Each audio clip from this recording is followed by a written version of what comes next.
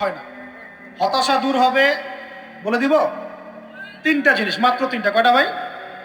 এক, 5 ওয়াক্ত নামাজ। এক কি? নামাজে আপনি অজু করে সেজদা দেন, ইনশাল্লাহ আপনার মনে প্রশান্তি না আসলে আমাকে এসে বলেন যে আসে না।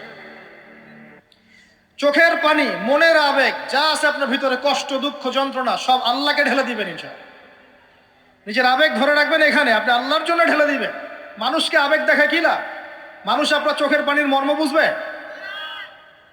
মানুষ কি মানুষের চোখের পানির মর্ম বুঝে?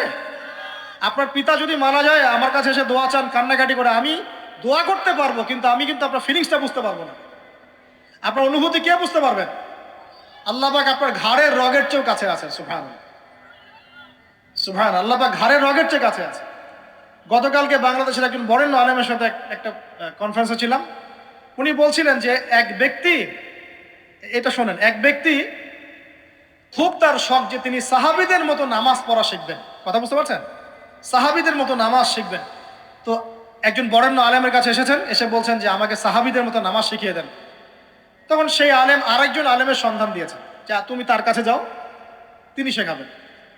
তো সেই ব্যক্তি একটু অবাক হয়েছেন, কারণ যাকে প্রশ্ন করেছিলেন তিনি অনেক বড় মুহাদ্দিস, আর যার কাছে পাঠানো হচ্ছে তিনি অত বড় মুহাদ্দিস নন, কিন্তু আবেদ, আমল করেন। তাকে গিয়ে বলছেন উনি আমাকে পাঠিয়েছেন সাহাবী বলা নামাজ শিখিয়ে দেন।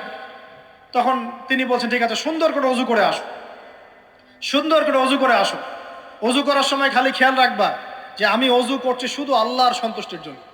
কি খেয়াল রাখবেন? অজু করছি শুধু আল্লাহকে